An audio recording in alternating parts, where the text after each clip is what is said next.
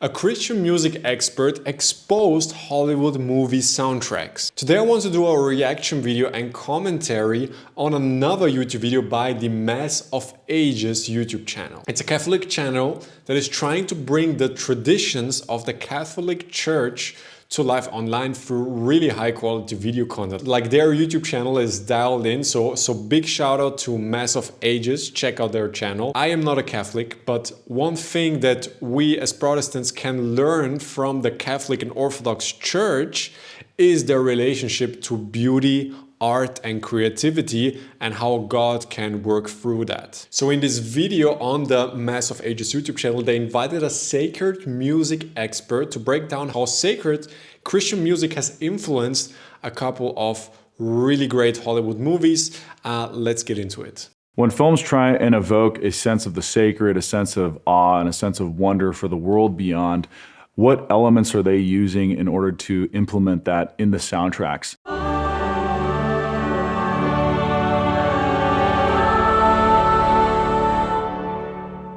I'm Giorgio from Floriani, a sacred music ensemble dedicated to the revitalization of sacred music in the United States.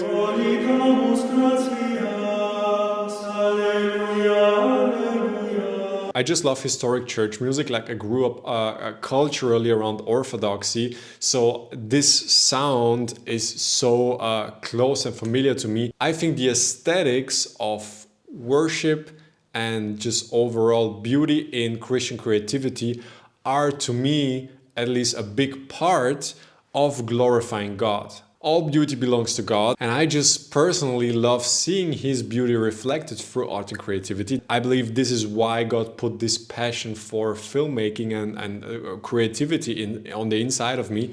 And Christians have been the best artists. Just look through art history. Almost all of recorded art history is basically Christian art. And I think the reason that filmmakers kind of go back to these original sources of creativity in the history of Christianity, that's more than just nostalgia. These sounds and Christian imagery just resonates with us on a deeper level. Singing sacred music for over half my life, and I'm excited to share with you today some of my favorite movie clips in cinematic history and see how Hollywood film composers are really applying sacred music principles to add an element of the transcendent in cinema. And we're going to start with... And I mean, just a shout out to the YouTube channel. Like, they have produced this video. It looks top notch. Like, it's really well edited, and the selection of movies is really amazing. One of my favorite films, Interstellar, and I just find this whole movie super interesting because the primary instrument is the organ. And when I saw it the first time, I was like, wow, this is really unique and unusual.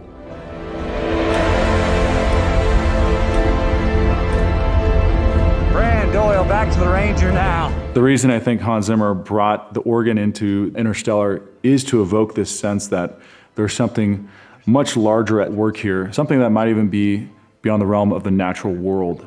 Cooper, what if she never came back for it? This is what I already addressed in my video about Christopher Nolan. I don't know if it was actually Hans Zimmer's idea to use this, or if it was Christopher Nolan's idea. Matter of fact is, the soundtrack for Interstellar is iconic, and I think it's beautiful that they went back to organ music, because with organ music you kind of get like something spectacular and larger than life, but also something deeply personal and human. And I mean, if you listen to Hans Zimmer's music for Interstellar, it sounds very human. It sounds like the human breath. And a fun fact right here, and also a reason why I think that it was actually Nolan's idea to do this with an organ and actually record the soundtrack inside of a church, is for, on the one hand, Christopher Nolan's Catholic background. On the other hand, there's another movie, Tenet, by Christopher Nolan. If you listen closely to the soundtrack, you can actually hear that they sampled, like Ludwig Göransson, who made the Tenet soundtrack, sampled Christopher Nolan's voice for the score for Tenet. Christopher Nolan doing something old school is never just doing it for nostalgia or doing it old school for old school's sake. It is more than that. Like, he's so intentional with his filmmaking and all of these decisions to shoot analog, to do something in a more natural way. It's not just empty aesthetics, it has a deeper message and a deeper effect on us. And I think that's a big reason, like this approach to filmmaking is a big reason why his films are considered classics and why so many different people love watching his movies. She will. She will. Murph, I can see his car! He's coming, Murph! Okay, I'm coming down. How do you know? So that's the first principle of sacred music, is that sacred music has to invoke the transcendent. Does it sound ordinary, or does it sound like it's something that reaches for the above and beyond? It really has to lift us out of this earthly character to a place that you can stand in awe of. What are you doing? Docking. I mean, what a great scene, right? Endurance rotation is 67, 68 RPM. Okay, get ready to match our spin with the retro thrusters. It's not possible. No, it's necessary. The organ has been used for such a long period of time, over 1,000 years in the Christian tradition. And because of that, it's taken on this sacred character that whenever we hear of an organ, we almost automatically think of church or think of something that belongs in the realm of the sacred. And I also made the case very strongly for some feeling of religiosity to it, even though the film isn't religious, but that the organ, the architecture of cathedrals and all the rest, they represent mankind's attempt to portray the mystical or the metaphysical, what's beyond us, beyond the realm of the everyday. Why is the organ transcendent? Well, the organ really is reflective of the human voice.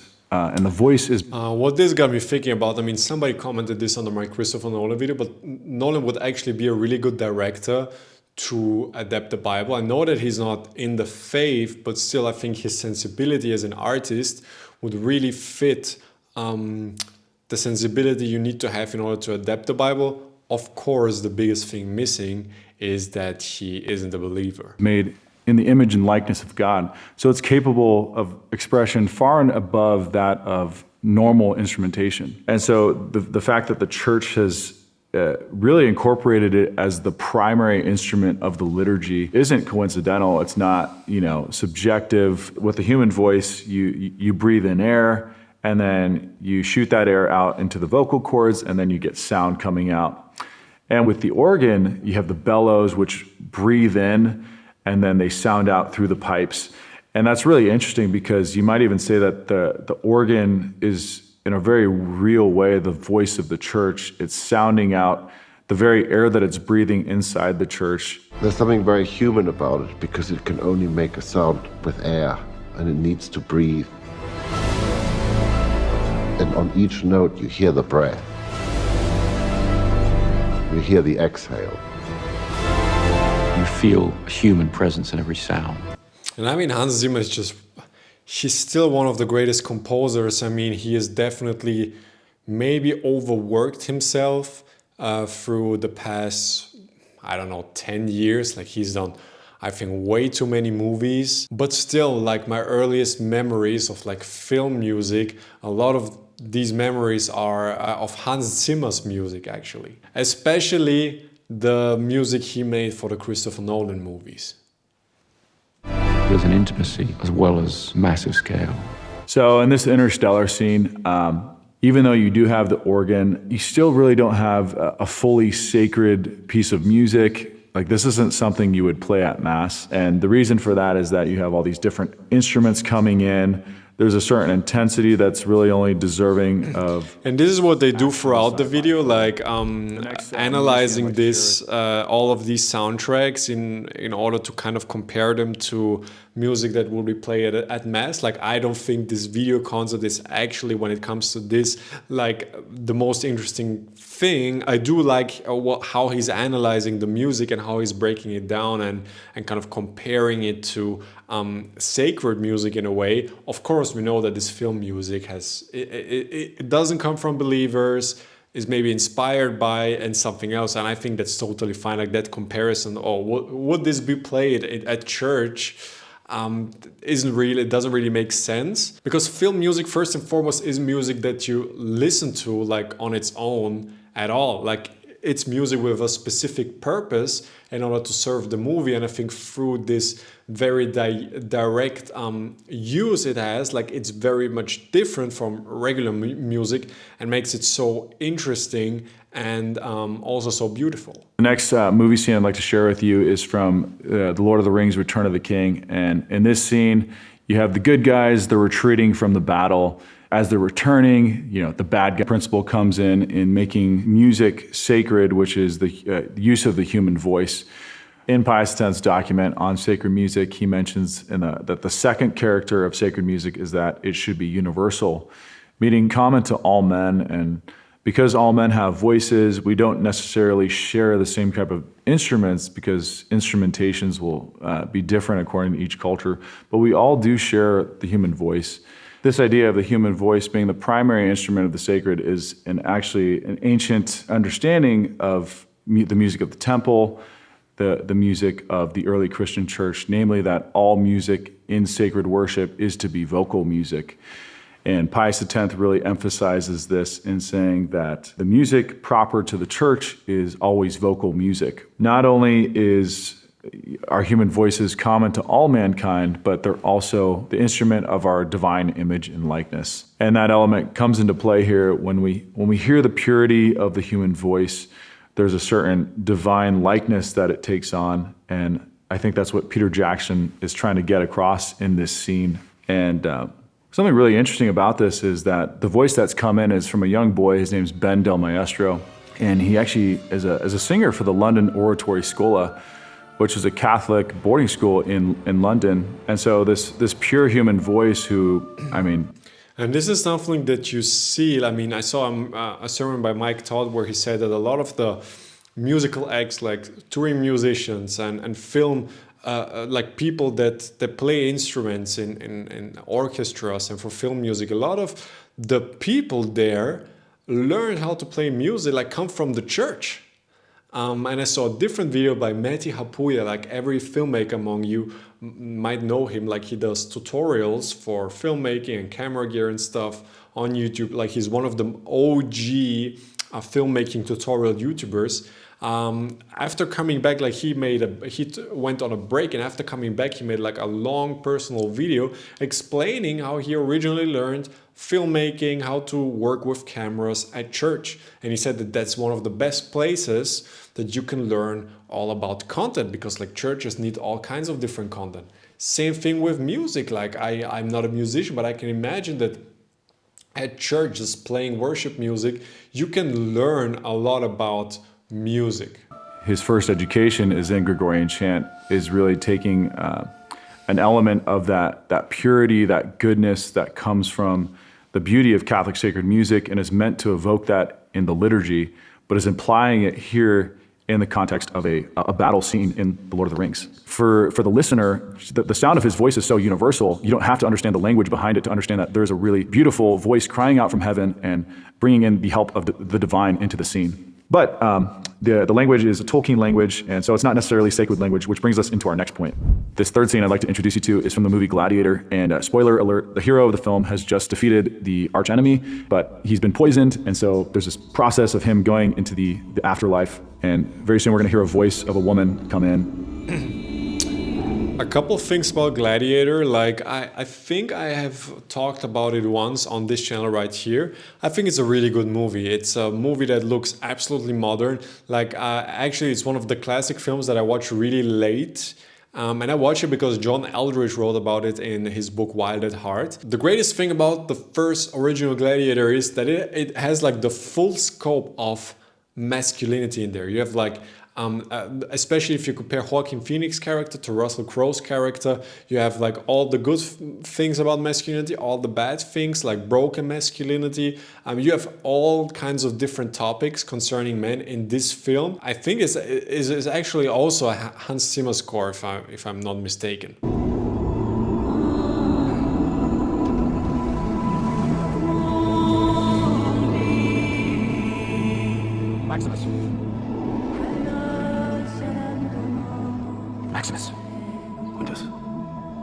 the element we really want to focus in on here is the language.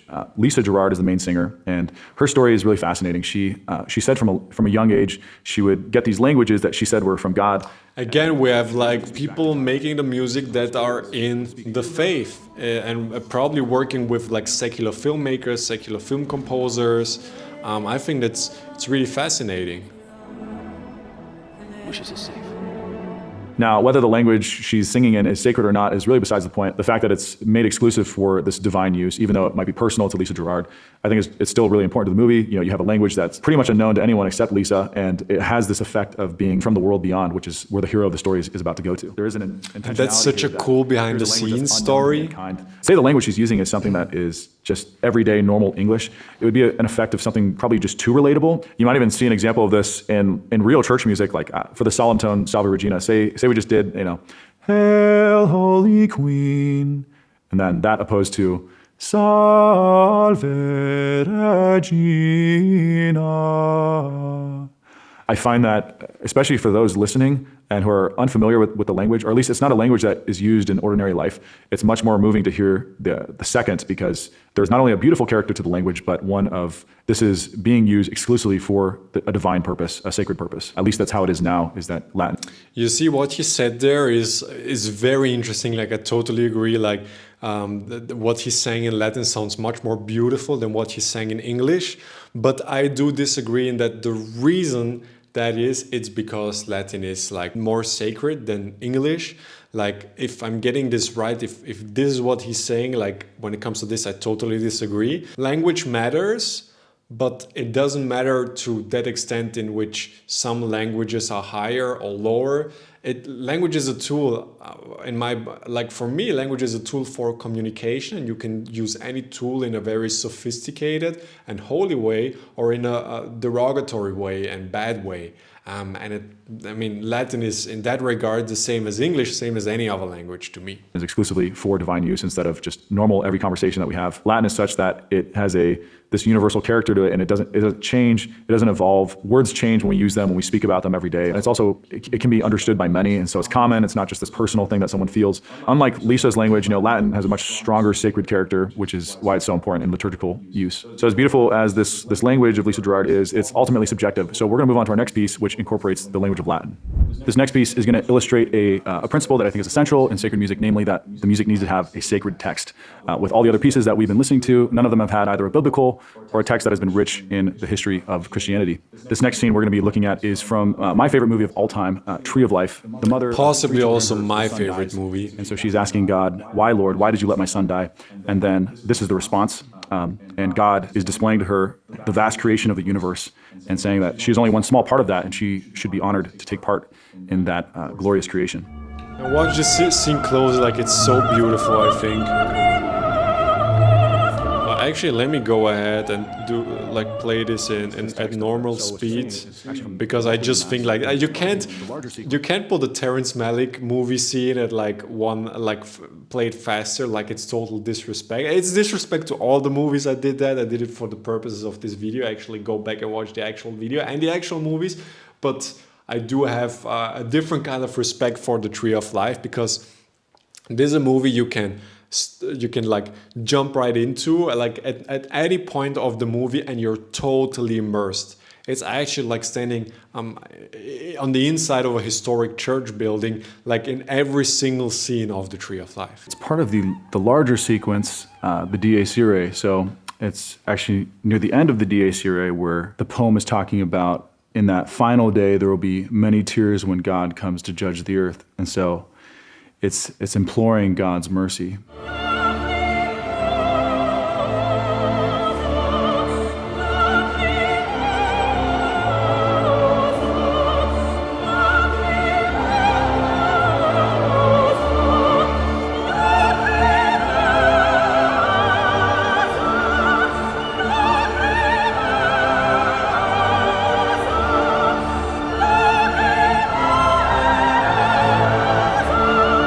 So in reflecting on... I just love cinema. How long was that? 10 seconds? And you immediately get the feeling that you kind of get connected to something higher than you. And I would argue that like Terrence Malick with The Tree of Life didn't create something that shows you, okay, how small you are. It shows you, it doesn't take you into another reality. It actually is like a mirror. It makes you realize that right now you watching the movie, you are part of something bigger. Like each and every single moment is just evidence of the miracles God is doing at every single moment. And this is why I think he had to kind of juxtapose the coming of age story of a man, like a boy turning to a young man, turning to an adult, with the whole creation, like with the coming of age story of the whole universe, just to show that everything in life matters. The big stuff matters and the small moments as well. On hearing this piece, it really brought together all the different principles we've been going through. And then to top it all off, you have a sacred text. Now, would this piece be appropriate for the liturgy? I think we might think twice on that. Again, like I said, the gentleman is going to go on and explain, okay, why this music couldn't be used in the liturgy. I don't think this is like the most interesting part, but I do appreciate that they highlighted, that they talked about these movies in particular that I really love, and the music in them from his perspective. Like he seems to have like he has a lot of expertise on that, and I wanted to watch this video. That's why I wanted to watch this video today. Just looking at these movie soundtracks proves that, okay, Christianity is such a rich source of inspiration just for aesthetic purposes, but the reason is not that only that the aesthetics are so great, that historic paintings are so great, and that's why movies kind of quote them visually. No, it's because the aesthetics aren't empty. Especially in art and creativity, there is so much empty aesthetics going on, but the Christian aesthetics and the Christian sound and the sound of the church and this historic church music, I do agree with the mission of this YouTube channel that, okay, church history is very rich. That's why also Christian creativity is very rich. And this is why people like Hans Zimmer and Christopher Nolan and Terrence Malick and even Jordan Peele like kind of draw back to Christianity, not only because it feels ancient, but because it connects us to something deeper, like it has an effect. And this is how I kind of see Christianity and specifically scripture, the Bible, that you can't ignore the Bible. You're either for it or against it. And there's never a moment where the Bible doesn't say anything or is irrelevant. You kind of can move around the statements of the Bible. And I do think that's a really powerful way to look at it and prove that it's like that is actually through the way of creativity. So I mean, at this point, I'm just rambling on. This video was kind of all over the place, but I do wanted to share this. Shout out again to the Massive Ages YouTube channel. Thank you so much for watching my commentary right here. I wish you all a blessed day and hope to have you back in the next one.